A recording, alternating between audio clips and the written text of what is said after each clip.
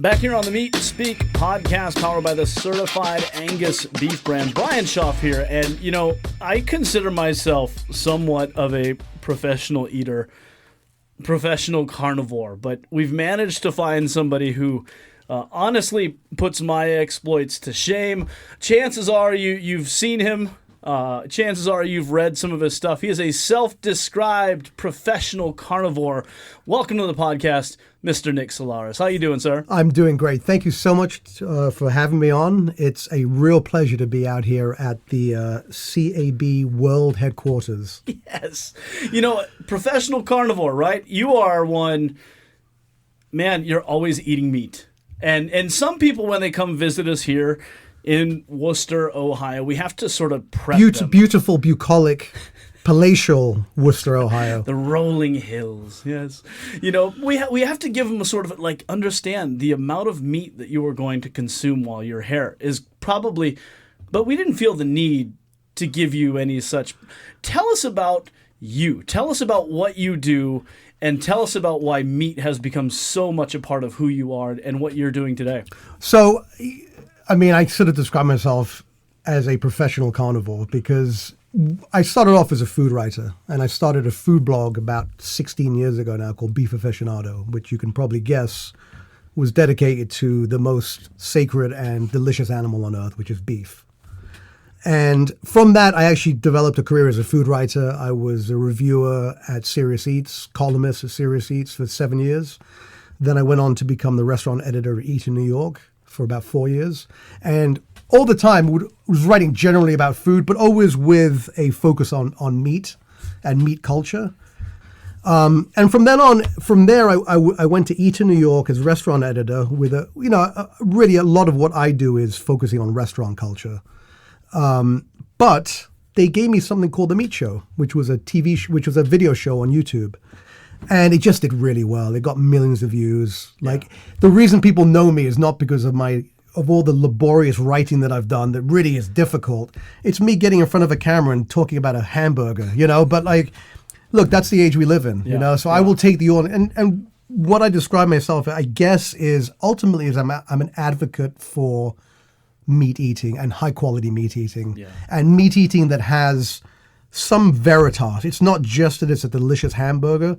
It's a delicious hamburger that has been in a community for 50 years and has supported a local farm, and that people have gone through their life changes here, you know, whether it's high school reunions or whatever it is.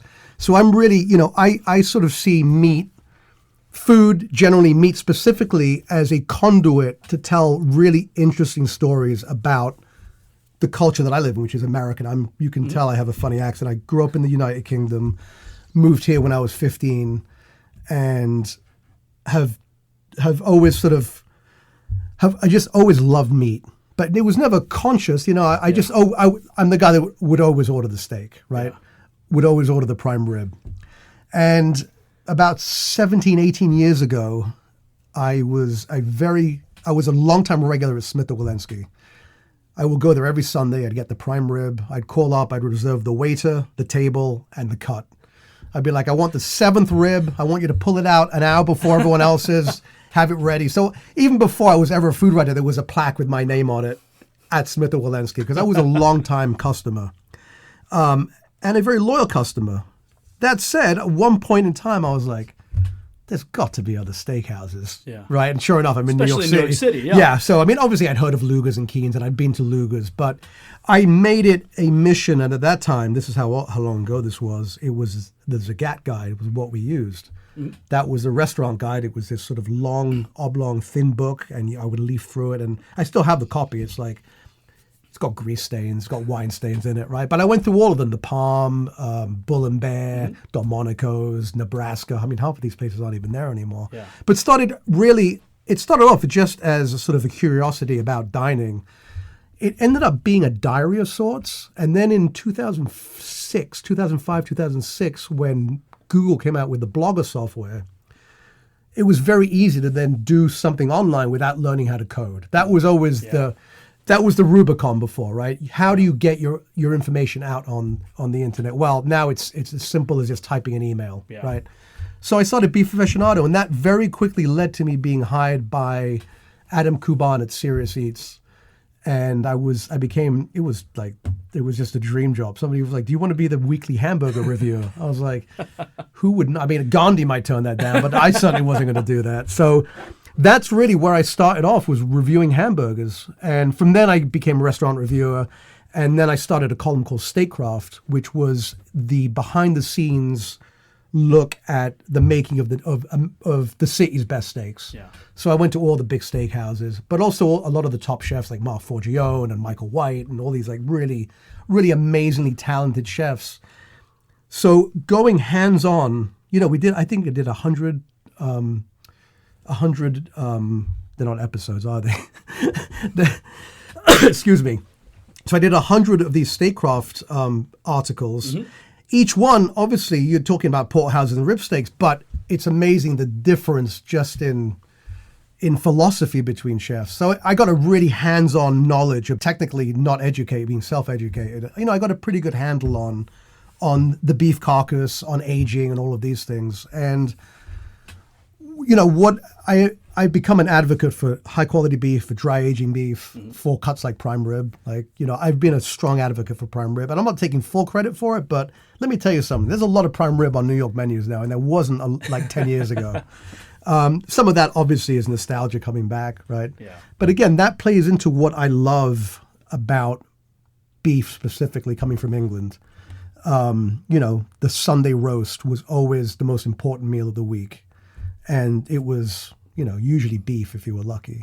Yeah. Do you know the origins of the Sunday roast? It's amazing. No. So what it would be that, most people in England didn't have full kitchens. They were serfs and paupers and field hands and indentured servants.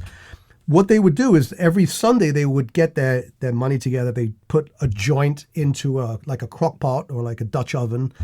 They would take that down to the local bread baker, who would keep the ovens running on the weekend when they weren't baking bread. All the families from the village might put their pot roasts or their joints into the oven, then go to church. Yeah. Then come out from church, take their food home. And so the tradition of this family meal that's always kind of celebratory has always been a big part of British life. Yeah. And of course, the Sunday roast was a tradition that I loved. Now, when I moved here, there was nothing like that except prime rib, which is what the English call roast beef. So that's still my favorite thing to eat, and specifically the prime rib at Smith & Wollensky. But from that one dish, I was inspired to seek out other dishes, and in turn, I was inspired by the entire concept of food as culture. And I think that's really what I came to be as a food writer. But I think I've moved beyond that now. I really do see myself as an advocate and an educator. Yeah. Not an influencer. Sorry, I had to get that dig in. However, if anyone is influenced by you, that would be great. I'd rather educate people than influence them, right? Because influencing, you're sort of getting them to do something. I want you to understand the subject that I'm passionate about, which is high quality beef and high quality meat, and also cultural pertinence. Like Instagram is fantastic. I love Instagram. At the same time, it does. There is this thing that social media does. It is sort of stripping away the nuances. Like I look at a dish. 10 years ago, there would be no doubt that this pork bun with the sriracha was from New York City. Yeah, because it was David Chang's and nobody else was doing this. Yeah. Now it's very hard to, like, you see an avocado toast. Is that Sydney or Los Angeles or New York or Quebec? Like it's great that we're branching out and that food is uniting people across cultures, but it's a double-edged sword because we want to retain our nuances, right? Yeah. We went to Beard's Hamburgers the other day, right? Yeah. Which is an 1940s era hamburger stand in Cleveland that is prices aside, is relatively unchanged, right? Yeah. They're doing things the way they were. Now, if McDonald's had eclipsed every hamburger stand in America, we'd be in a lot less culturally rich environment. Yeah. So I'm also a big advocate for those mom and pop stores, the places that have been open for a long time. Yep. Visiting a town, I always go to the oldest restaurant first. Yeah. That's the foundation. That's where you find out about the town, right? Yeah, that's his heart and soul. And I love the idea also of the idea of ritualistic dining. When you go to Katz's Deli in New York or any of these famous delis like Langer's, you're participating, you're making history, you're making your own personal history, but you're also contributing to this greater dialogue, right? Every soul that walks through those doors adds to the tapestry of Katz's Deli and what it means. And, those things are important to me. They sort of root us in where we come from. Yeah. When you look at the New York City dining scene, you mentioned Katz. When I think of like oldest restaurants in New York City, I think of places like Keen's. I think of places like what are some of those other places that, a lot of our listeners are in New York City? What are some of those places as somebody who, you're a Londoner, but truly at heart, you're a New Yorker? Yeah, I mean, for sure. Yeah. If people are in New York, of course, everybody knows, you can just start from the top and start listing off a lot of those iconic places. What are some of the places though, that when you want to show somebody, this is what New York is about? Yeah, and it's interesting because obviously, look, there's Nathan's Hot Dogs, right? There, which you should definitely go to Coney Island, and Katz's Deli, and Grand Central Oyster Bar, even though they don't sell a lot of very good beef there. It's mostly that fish that flops out of the sea. But there's places like Bamonte's, which is like opened in 1908, I think. Mm-hmm. It's a red sauce Italian joint, but you'll go there and you'll get that soapy veal Milanese, right? The veal palm, like from the mafia, right? You get like the rigatoni with the vodka sauce. It's old school, When you sit down, they give you a big hunk of Parmesan, and the decor is from the turn of the century. Yeah. So places like Bamonte's, John's on 12th Street, Rayo's if you can get in, which you probably can't, but it's aspirational. Yeah. Those places represent a New York that really is no more. It's really sort of ethnic European New York. Yeah. When the neighborhoods were, they were segregated. Not segregated legally, but there was the Italian neighborhood and the Spanish neighborhood and the German neighborhood. Yep. And what's happened is that a lot of the neighborhoods went from being German to Italian to Chinese.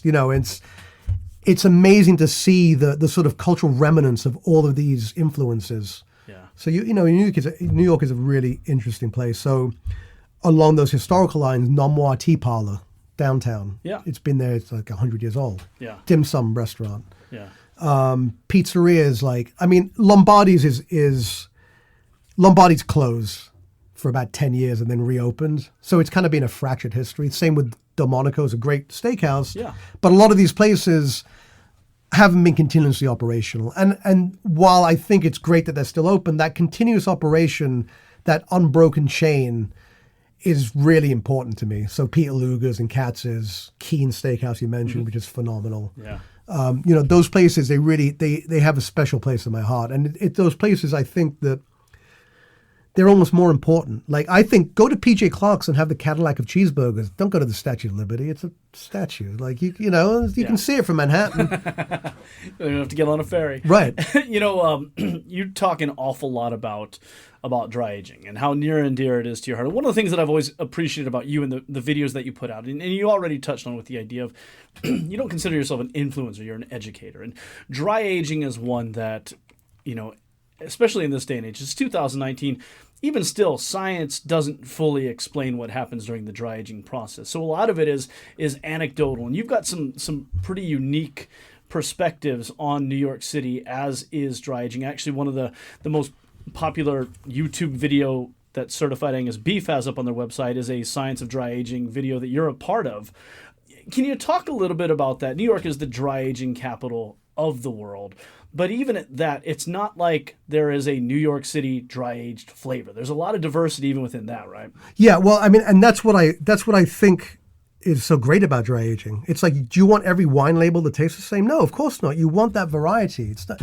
Look, food is not a competition. Okay, understood. You're competing for dollars. Okay, but the process of making food and the outcome is not a competitive thing. It's an expression of something. And dry aging to me is exactly that. And what I love about the steakhouses in New York is that they dry age their own beef. So Smith & Wollensky has an age room. Guess what? You can put the same piece of beef and you sell. They buy CAB, right? Yeah. Yeah. You put the same piece of beef in another dry age room. It's not going to taste like a different animal, but it's going to taste different. Yeah. And it's those nuances that give character and make each place special. Like Peter Luger's dry age room, and we can talk about the review that just came out, where he got 0 stars in the Times. it's such a unique thing. Like that flavor is like it's not like anything else. It's like it's as unique as Coca-Cola. You know what I'm saying? Like there's many other sweet cola drinks, but there's only Coke. Yeah. There's only one Coke, and there's only one Peter Luger's. That steak is utterly unique. But in terms of dry aging, it's to me it is part art and part science. And it's true that we don't really understand we don't understand the science fully because it's such a small percentage of the market. Now, if you want to talk about dollar percentage of dry aging is punching way above its weight because they're talking about middle meats, ribs, dry aged for a long time. They exact a lot of money, right? Yeah. But in terms of overall market share, it's a minuscule amount, right? So I can see why there isn't that extensive research into it. But I think that's going to change because dry aging has made a big comeback in terms of, especially in the big steakhouses, but also you're seeing a lot of smaller restaurants serving dry aged beef. And it has taken on, in the same way that there's the idea of nose to tail and the idea about sourcing things, I think that people are looking at dry aging as a more authentic way of presenting the beef animal. Because you're not doing something that, 50 years ago, they would hang the carcass and that, and to me, that's actually proper dry aging. Yeah. You hang the whole carcass. That gives you the flavor across the entire carcass, right? I love the flavor of a dry-aged short loin or dry-aged rib, but it's a bit of a perversion, and we are prioritizing those. We're prioritizing those cuts over the rest of the carcass. Where if we were dry aging the whole thing and we were imbuing it with those flavors, there would be a lot more steaks sold from the chuck and the round than currently are. Now, I just went through the cutting down a half steer with the meat lab. What do you call it? Meat lab? Yeah, we call it a meat lab experience where we bring in a whole side of beef, forequarter, hindquarter, and break it apart cut by cut. And you put the guest to work on it. That's right. It's free labor. Yeah, exactly. But doing that, it shows you the viability of things beyond the short loin and the rib, right? Yeah. Denver cuts, spider steaks. Obviously, everyone knows about the flat iron and the hanger and the skirts. And so there's so many interesting things. And then on top of that, when you dry age them, you're putting a whole different influence on it, right? Yeah. And you never know how things will work. Like brisket ages very differently than, say flank or a short loin. Oh, yeah. I think the best bite that we had at lunch today was a dry aged prime top round. Right. Never thought I'd say that. But Diana saw potential in that. She looked at the marbling. She saw potential in it, right? Yeah. And if you just go by the traditional system, like nobody's even going to look at those because guess what? It's getting ground up for hamburger or it's getting made into pot roast or whatever it might be. So, I think that the flavor of dry aging is something that, to me, it's indisputable. Like, it's just such a night and day difference to me. It's a difference between grape juice and wine, right? Wet aged beef is absolutely delicious. I would rather eat wet aged beef than any vegetable anywhere, but I'd rather eat dry aged beef than wet aged beef. Yeah. And it's just that it's monosyllabic in its flavor. A piece of wet aged beef. Yeah, you get the char on the outside, but the meat itself tastes the same through. With a really nice piece of dry aged beef, you're getting those secondary and tertiary flavors. Yeah. So as you eat your way through it, it's a different experience. Yeah. And it's one highlights the other in a sense. So they sort of play off each other. So I love dry aged beef. It's the intersection of art and science and culture and history, and it just to me it's the total beef experience. Yeah, can you talk a little bit about of course you say you did all these meat show videos. Those still exist on YouTube. I mean, if you type in So I did 100 episodes of the meat show for Eater. And that actually got a couple of Emmy nominations, and some of them. I'm very proud of that work. We really did some, I think we highlighted some really interesting chefs and some really interesting cuts. And what ended up happening is that I ended up leaving and starting my own company because, look, I saw the viability of it, but I wanted a bit more. I wanted to actually explore the subject in a more in-depth way, and that really wasn't possible at Eater. Yeah. So I started a company called Meat Life Media to produce my show Meat Life, which we ended up doing.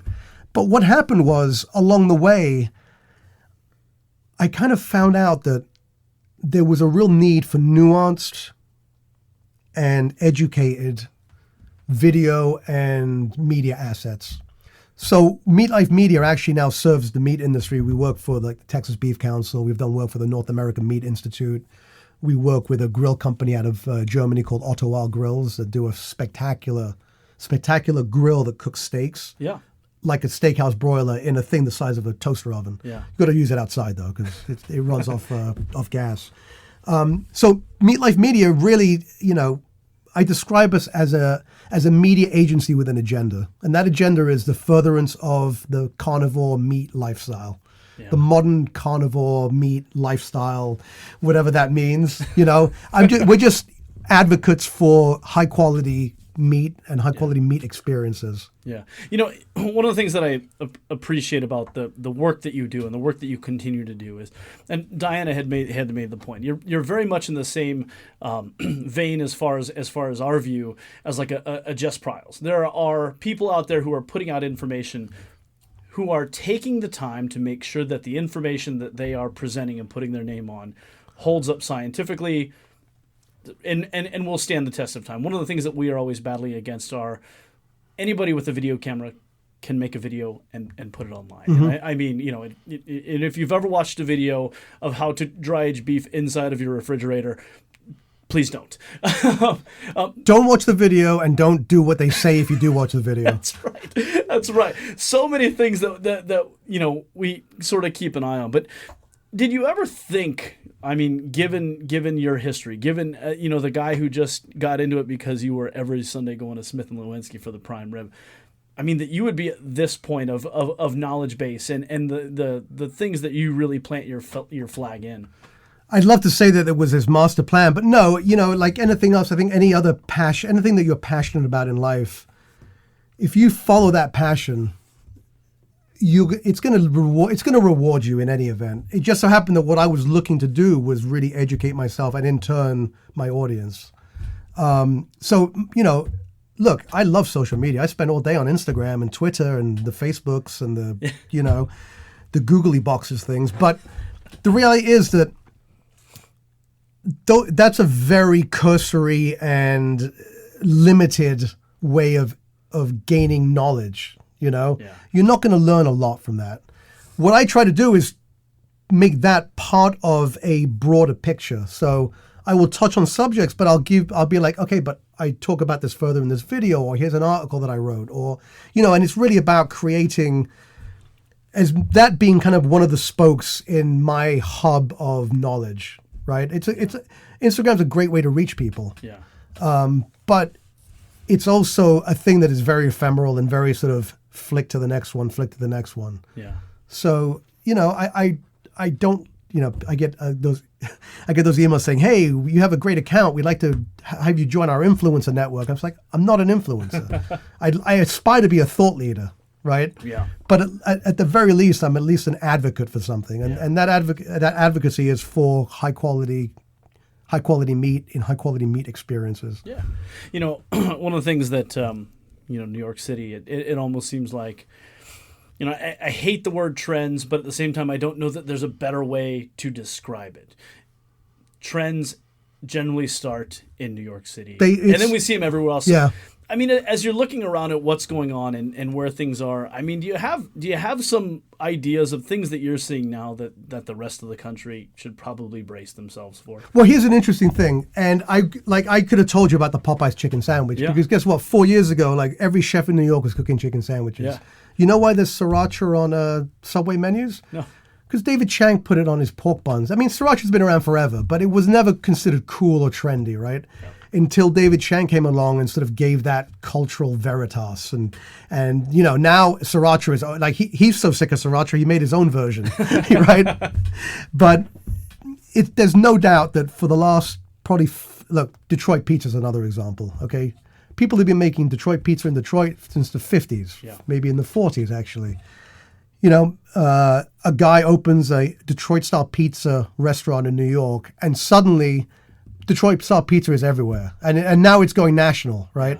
So it's true that there was a concentration of chefs the highest grossing restaurants. Well, Vegas probably counts for that now, but that's not restaurant culture. It's just restaurant commerce. Yeah. As far as I'm concerned. Yeah. No offense to Vegas.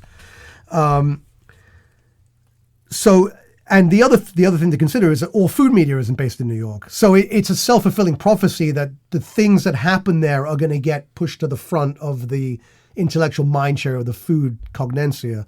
But what's happened now, it's been this great democratization where you're seeing like, the internet is great for this, that local people can reach local people and they don't need to go to New York media to then find out about the place they live in. They can just experience it right through the beauty of the internet and Instagram and the way that we can connect in the modern world.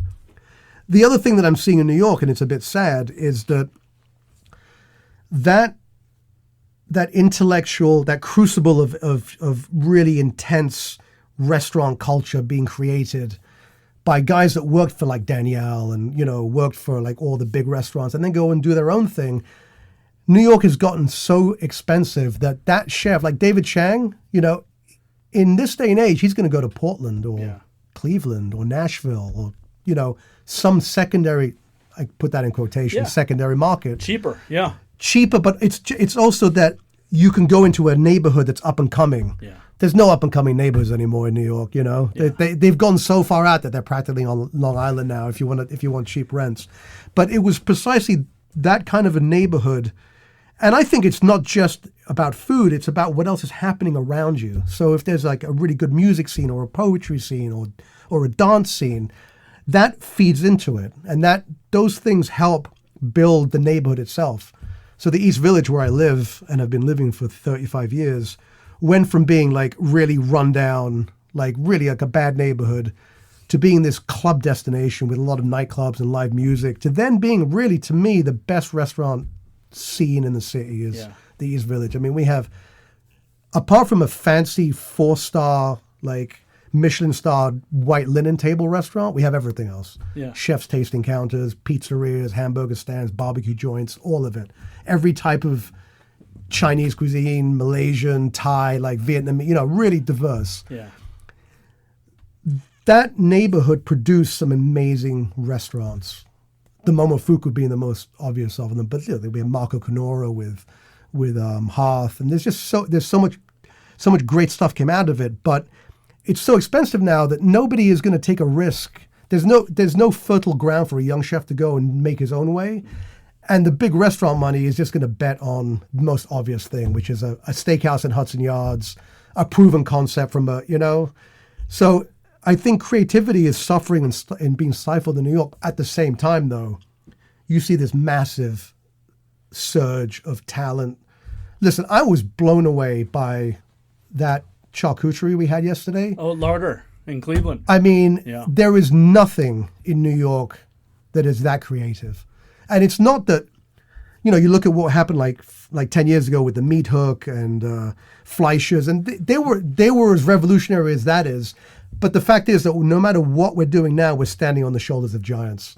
Yeah. So every generation is subsequently going to have the combined knowledge of what we have now and add their own thing to it. And that's what's amazing about coming to a place like Cleveland or Indianapolis, right? Yeah. You have guys that are doing, and it's not like they go to New York.